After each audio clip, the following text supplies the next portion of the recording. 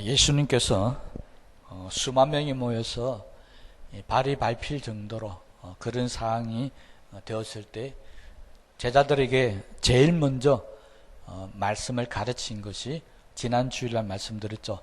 바로 외식, 위선에 대한 문제였습니다. 우리가 신앙생활하면서 위선에 빠지면은 이 모든 모임 무리들이 얼마 되지 않아서 곧 다 흩어져 버릴 것이다. 이것이 첫 번째 제자들의 가르침이었고요. 오늘 4절에서 12절에 나오는 이 말씀은 바로 두 번째 제자들에 대한 가르침이었는데, 그것이 뭐냐니까 사람들 앞에서 두려워하지 말라라고 하는 것이었습니다. 왜 예수님께서 제자들에게 두 번째 문제로 두려워하지 말라고 했느냐니까 4절에 있는 말씀을 보면은 그들이 너희 몸을 죽이고 이렇게 말씀하고 있습니다. 몸을 죽인다라고 하는 말은 앞으로 제자들이 살아갈 때 수많은 고난과 환난이 다가올 것이라는 것입니다. 많은 사람들로부터 세상에서 타협하지 않고 믿음으로 살려고 하면 고난도 받아야 될 것이고 핍박도 받아야 될 것이고 여러 가지 많은 어려움이 겪는다는 것입니다. 요즘 우리식으로 이야기하면 세상에 가서 믿음으로 타협하지 않고 살면 회사에서 불이익을 당할 수도 있고 또 감봉도 당하고 자천도 될 수도 있고 어떤 때는 왕따도 당할 수도 있고, 그런 일들이 우리가 믿음으로 살려고 하는 동안에는 많이 나타나게 된다는 것입니다. 이게 어떤 때는 심해져 가지고 결국 신앙의 자유가 없는 것 같은 곳에서는 우리 몸을 죽인다, 쉽게 하면 생명을 잃어버리는 그런 위험한 지경까지도 놓을 수 있게 된다라고 하는 것입니다. 그래서 주님은 두 번째로 정말 믿음을 가지고 위선적으로 제대로 신실하게 살려면 그런 불이익이나 그런 어려운 핍박이 올 때 절대 두려워하거나 물러나거나 또 내가 예수 믿는다라고 하는 것을 시인하는 자리에 가서 시인하지 못하고 나는 예수 안 믿는다 이렇게 되지 않도록 그렇게 두려워하지 말라는 것입니다. 무려 4절에서 7절까지 5번에 걸쳐서 두려워하지 말라는 말씀을 계속해서 반복해서 가르치고 있다라고 하는 것입니다. 결국 주님이 염려하신 것은 세상이 주는 그런 불이익 때문에 내가 예수 믿습니다라고 하는 것을 시인하지 못하고 부인해버리는 그런 상황이 제자들에게 앞으로 올 수 있다라고 하는 것을 바로 염려하면서 미리 가르쳤다는 것입니다. 실제적으로 주님의 이 염려가 그대로 맞아떨어졌죠. 나중에 많은 12제자도 다 버리고 도망가고 하지만은 그 중에 수제자라고 했던 이 베드로, 자기는 내가 감옥에 가서 죽는 한이 있더라도 절대 주를 버리지 않습니다. 다른 모든 사람들이 다 주를 버릴지라도 나만큼은 절대로 주를 버리는 일이 없을 겁니다라고 장담했던 이 베드로조차도 자기에게 고난이 오고 환난이 오자 그냥 그대로 무너져 버렸습니다. 그것도 주님이 잡혀서 재판받고 고난받고 십자가에 죽어야 하는 그 밤에 베드로는 주님을 3번이나 부인해버리는 그런 일을 저지르고 말았다는 것입니다. 왜 그렇게 장담했던 베드로가 주님을 부인할 수밖에 없었습니까? 그 자리에 당신도 예수를 아는 사람이 아니냐, 그 제자가 아니냐는 그 자리에 맞다, 내가 예수님의 제자다 이렇게 말해버리는 순간에 나는 어떻게 될 것인가 염려가 들어왔고 두려움이 생겼다는 것입니다. 내가 만약에 예수님의 제자라고 시인하는 그 순간에 나도 예수님처럼 잡혀서 고난받아야 될 것이고 나도 예수님처럼 나중에 십자가에서 죽게 되지 않을 것인가. 그러니까 얼마나 겁이 나고 두렵겠습니까? 그래서 그 엄청난 두려움 때문에 결국 그는 나는 그를 알지도 못합니다. 부인해버리고 말았다는 것입니다. 우리가 세상을 살아갈 때 예수 믿고 나는 예수 믿는 사람이다, 나는 그리스도인이라고 말하고 사는 것이 쉬울 것 같지만 그러나 실제적으로 세상 살아가면서 부딪혀 보면은 그게 그렇게 쉽지를 않다는 것을 성경은 우리에게 항상 염려하고 있습니다. 그래서 성경을 보면 성경 전체에 하나님께서 이스라엘 백성들이나 우리들에게 가장 많이 말씀하신 말씀 중에 하나가 뭐냐 하니까 바로 두려워하지 말라, 놀라지 말라, 이 말씀을 가장 많이 하셨습니다.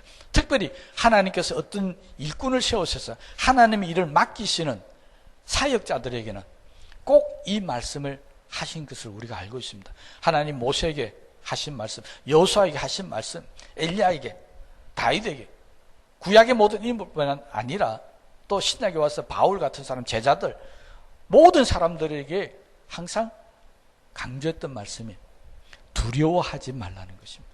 그 두려워하지 말라는 것은 뭘 두려워하지 말라는 것입니까? 내가 예수 믿는 사람이라고 말하는 것을 두려워하지 말라는 것입니다. 그런데 실제적으로 제자들이나 성경에 나오는 많은 인물들이 그렇지 못했던 것을 우리는 너무나도 잘 알 수 있습니다.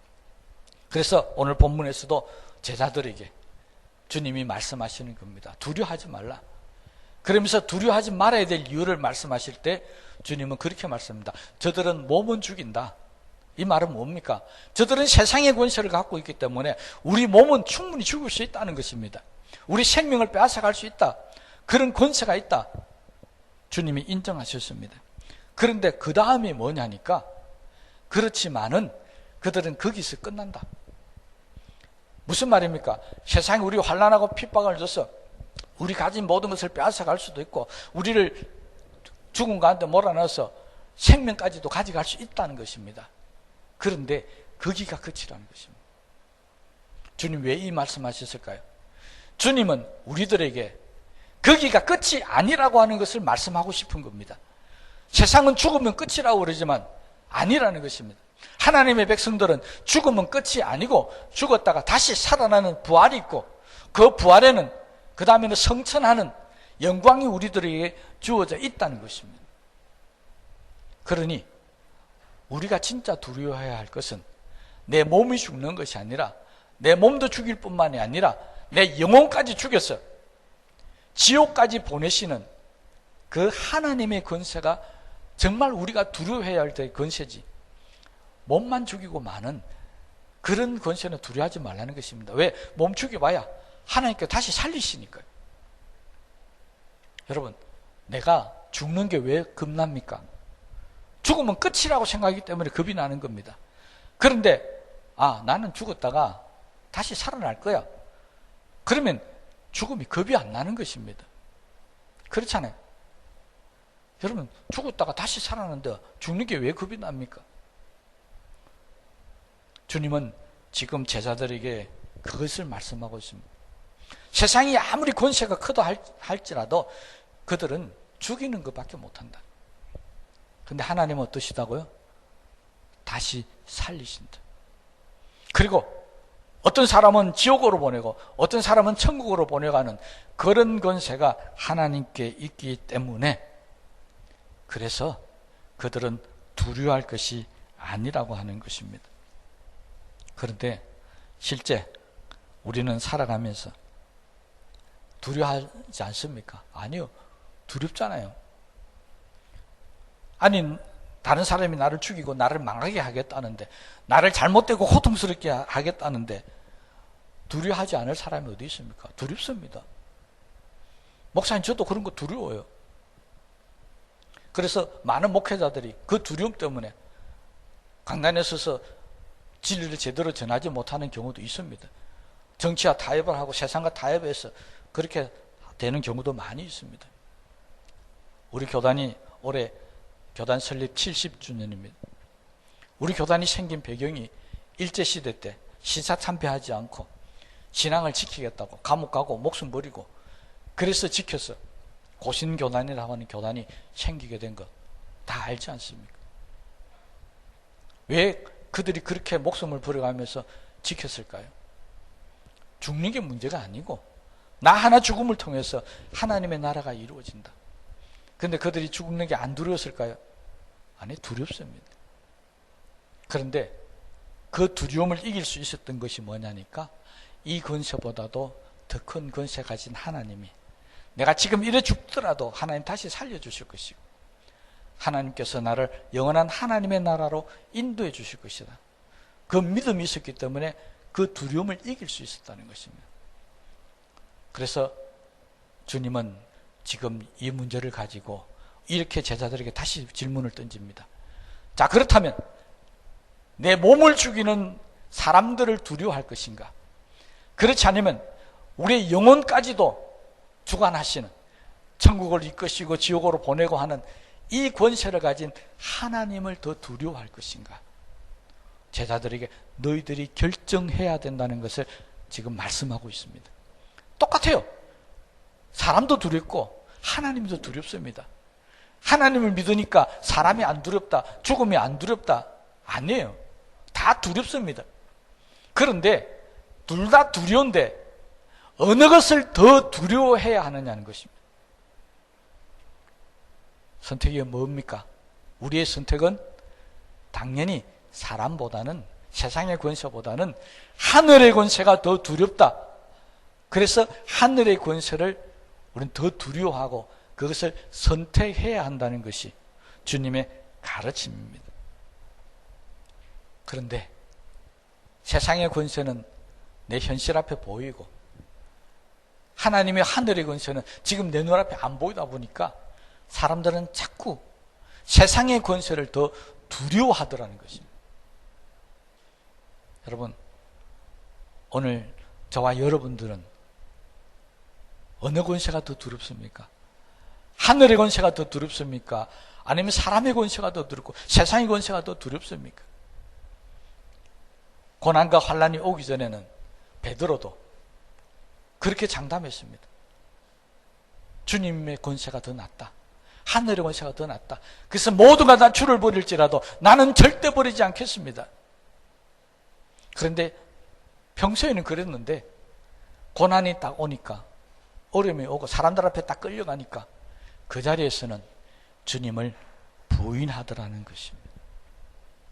그 말은 고난과 환난이 오면은 우리는 하나님의 권세보다는 세상의 권세를 더 두려워할 수밖에 없다는 것입니다. 왜 그럴까요? 세상의 모든 일에, 내가 직장에 쫓겨나고 내가 세상에서 불이익을 당하면 거기서 끝이라고 생각하기 때문에 그렇습니다. 그런데 만약에 하나님께서 내가 직장을 쫓겨나도 그 직장보다 더 좋은 직장을 주실 것이다, 내가 지금 이 고난을 받아도 하나님께서 더 큰 복을 갑절로 나에게 주실 것이다, 그러면 두려워지지 않잖아요. 그래서 제자들에게 그거 두려워할 필요 없다, 하나님께서 다 알아서 하신다, 그렇게 제자들에게 설명하시면서 주님께서 예로 들으신 것이 바로 참새 5마리였습니다. 이 참새 5마리라는 것은 시장에서 가장 싸게 팔리는 것입니다. 2아사리온에 팔리는 것이다. 5마리에 2아사리온입니다. 주님이 우리가 살아가면서 경제적인 것이나 세상의 핍박이나 고난, 그거 별 걱정하지 말라라고 이야기하면서 예를 들은 것이 소나 돼지나 양이 아니었습니다. 뭐라고요? 가장 가난한 사람이 가서 시장 가서 살 수 있는 가장 적은 것을 가지고 지금 예를 들으면서 하늘의 권세를 지금 말씀하신다는 것입니다. 무슨 말이냐니까 참새가 팔리는 이런 하찮은 일들, 소가 수백만 원 하는 소가 팔고 하는 큰 일이 아니고 이 2아사리온에 사고 팔 수 있는 이 작은 일에도 하나님께서 뭐 하신다고요? 간섭하신다는 것입니다. 여러분, 하나님은 큰 일에만 간섭하는 게 아니고 내가 들어가고 나가고 하는 작은 일에, 내가 시장 가가지고 조그마한 거 하나, 뭐 100원짜리 200원짜리 물건 하나 사는 것에도 하나님은 뜻이 계시면 간섭하실 수 있다는 것입니다. 그러니까 무슨 말이냐면 하나님은 우주 만물을 창조하시고 이 모든 세상을 주관하고 나가신 큰 권세가 있는 분이지만은 그런 큰 권세가 아니라 아주 작은 것을 따져보니까 우리가 시장에서 사고 파는 일들까지도 하나님이 관여하시고 보고 계시더라는 것입니다. 그러면서 하는 말이, 하나님은 우리를 얼마나 잘 아시는가, 머리털까지도 세신 바 되셨다. 아주 우리에게 적고 사소한 것까지도 하나님께서 우리에게 간섭하시니까 두려워 말라. 너희는 많은 참새보다 더 귀하니라. 참새가 왔다 갔다 팔리는 것까지도 하나님이 지켜보고 계시는데 하나님의 자녀들 너희들 하나님께 왜 안 지켜주시고 왜 안 돌봐주시겠느냐는 것입니다. 그러니 세상의 권세를 두려워할 필요가 없다는 것입니다. 오히려 내가 뭘 하는지 아주 어두운 데서 아주 숨어서 하는 그런 작은 일까지도 다 살피고 계신 하나님이 더 두려운 분이다. 지금 그렇게 주님이 제자들에게 가르치고 있습니다. 그 말은 뭡니까? 하나님이 더 두렵다면 사람들 앞에서는 절대 주님을 부인하는 일은 해서는 안 된다는 것입니다. 그럼에도 불구하고 사람들은 하나님을 두려워하는 게 아닙니다. 사람을 더 두려워하는 일들이 우리 가운데 너무 많이 있더라는 것입니다. 특별히 사람들 앞에 끌고 나와서 그 다음에 8절 내가 또한 너에게 말하는 누구든지 사람 앞에서 나를 시인하면 인자도 하나님의 사자들 앞에서 그를 시인할 것이고 사람들 앞에 딱 세워놓고 많은 대중들 앞에 세워놓고 네가 예수 믿느냐 안 믿느냐 믿는다면 너는 지금부터 죽을 것이다. 그러면 다 부인한다는 것입니다. 그렇더라도 너희들은 시인해야 한다. 주님은 제자들에게 그렇게 가르치고 있습니다. 여러분, 내 영혼 지옥으로 보내는 권세를 가지고 있는 그런 권세만 우리에게 나타나는 게 아니고요.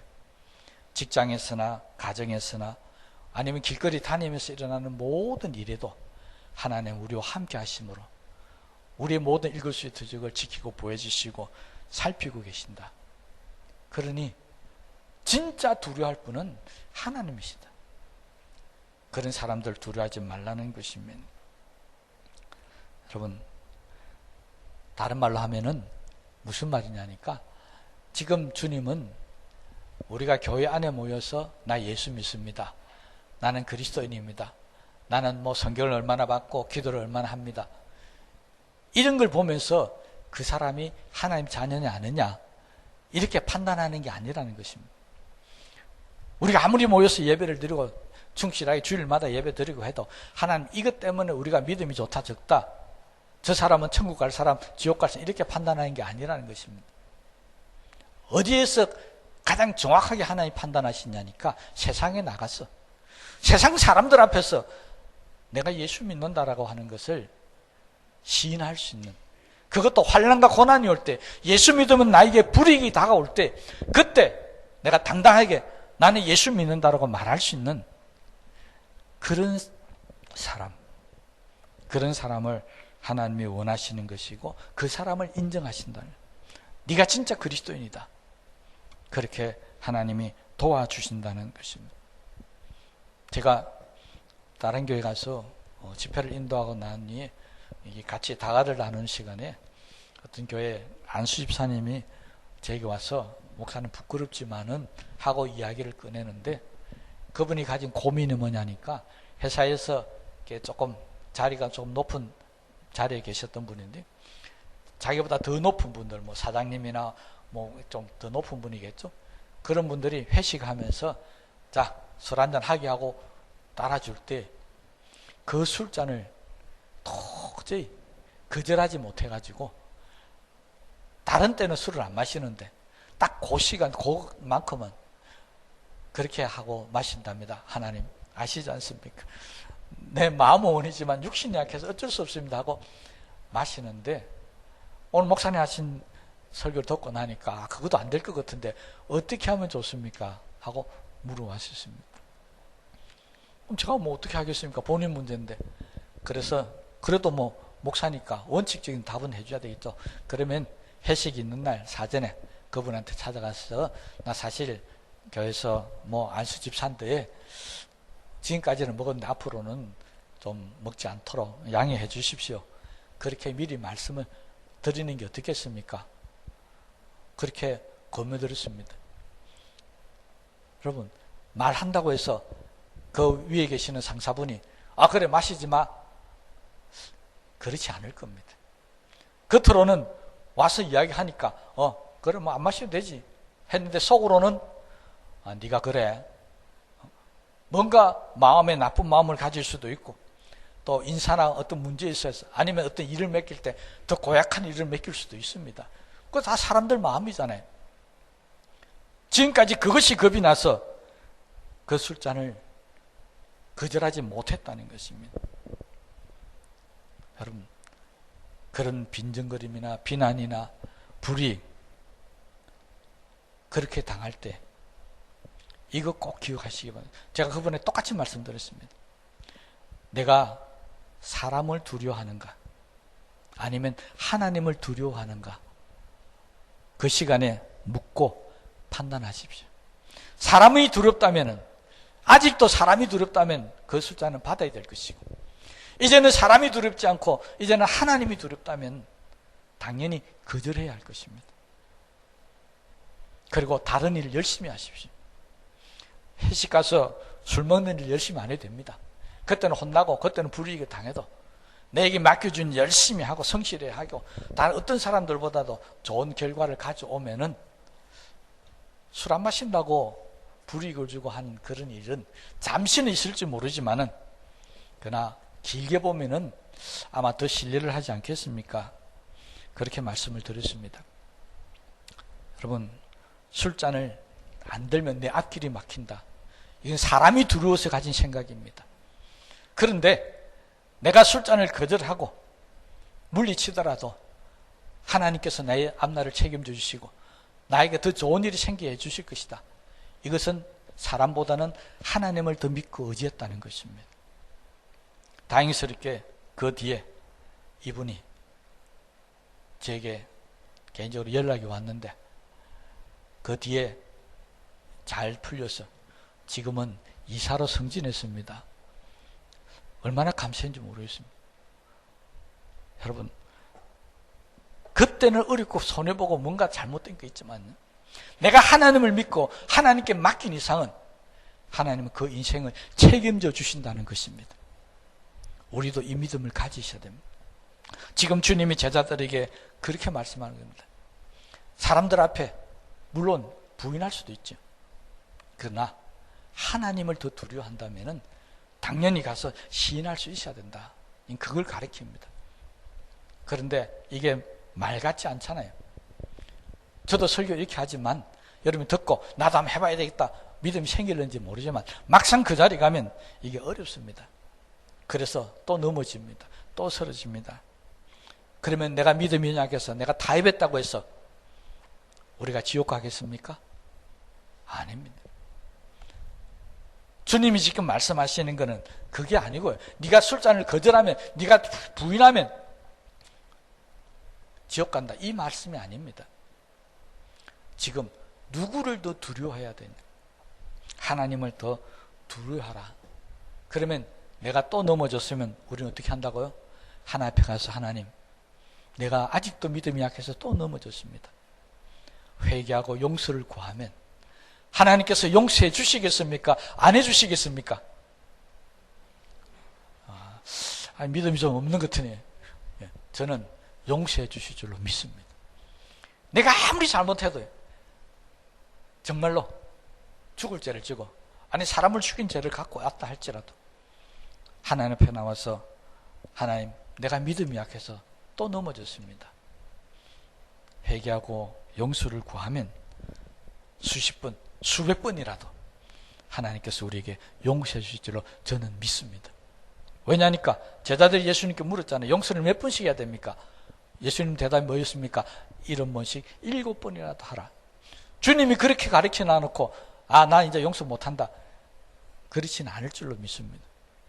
그러나 우리가 예수를 믿고 살아가면서 적어도 좀 더 강한 믿음, 좀 더 내가 신실한 믿음으로 가지고 산다면 그런 것도 이제는 이겨보자는 것입니다. 그런 거 두려워하지 말고 하나님께 맡기고 이겨나가야 한다는 것입니다. 주님이 제자들에게 그렇게 이야기했습니다.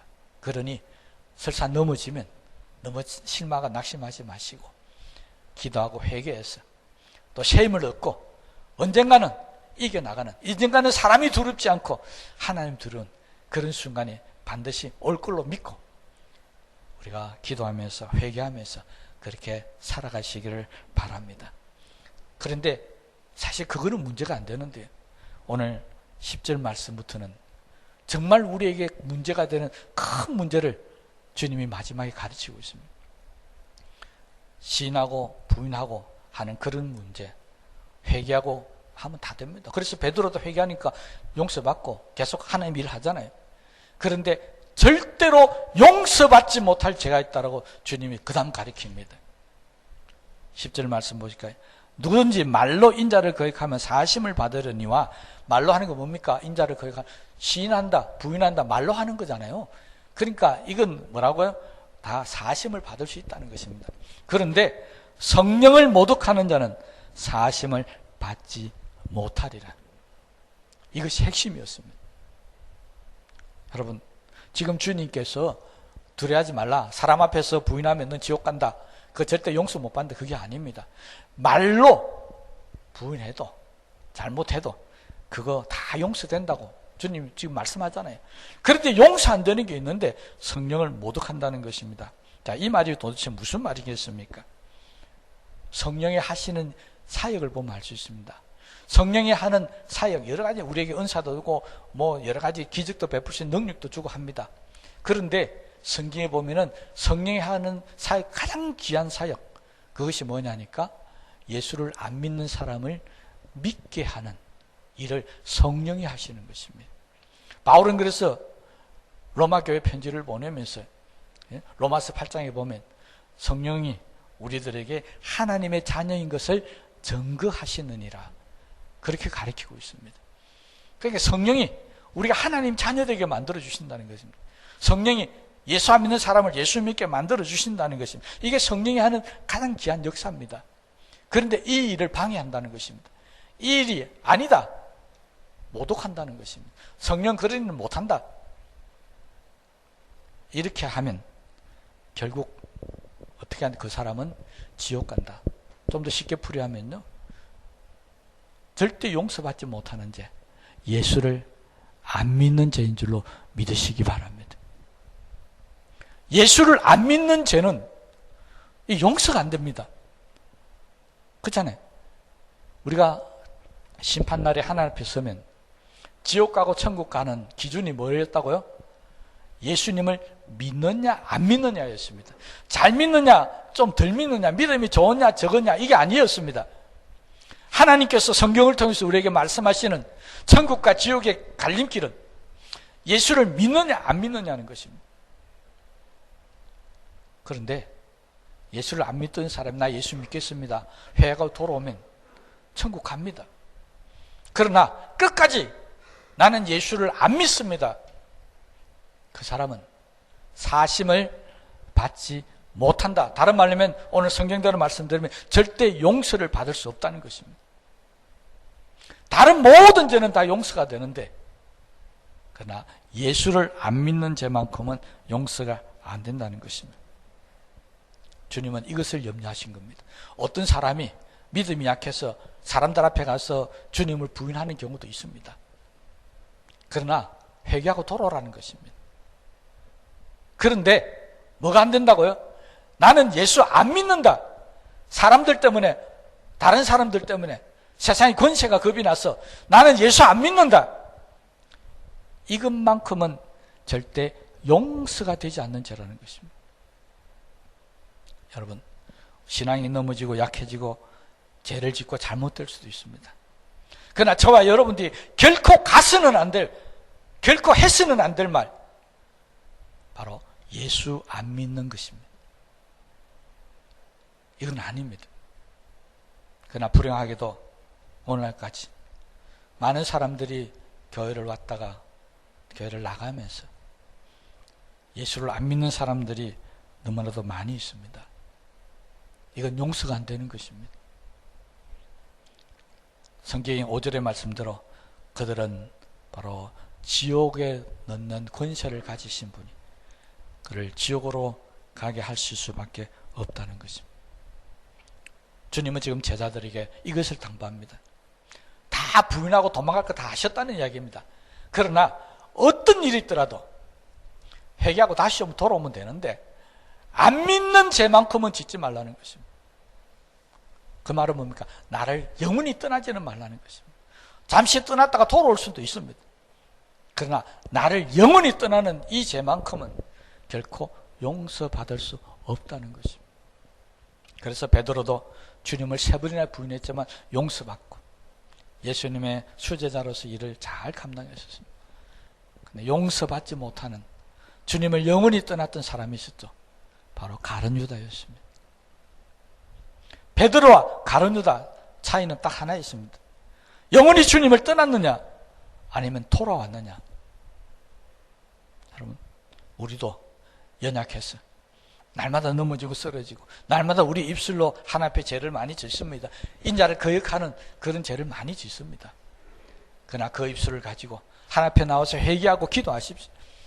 눈물을 흘리면서 기도하십시오. 베드로처럼 통에 잡아가십시오. 하나님 말씀 붙들고 하나님 나는 죄인입니다. 내가 연약해서 이렇습니다. 나에게 힘을 주십시오. 돌아오십시오. 그러면 하나님 책임을 다 져주실 겁니다. 그러나 주님이 마지막 염려하신 대로 돌아오지 않는 영원히 주님을 떠나는 그런 일들만큼은 앞으로 이 자리에 계신 여러분들 가운데서는 한 사람도 나타나지 않게 되시기를 주님의 이름으로 부탁을 드립니다. 우리 말씀을 생각하시면서 기도하십시다.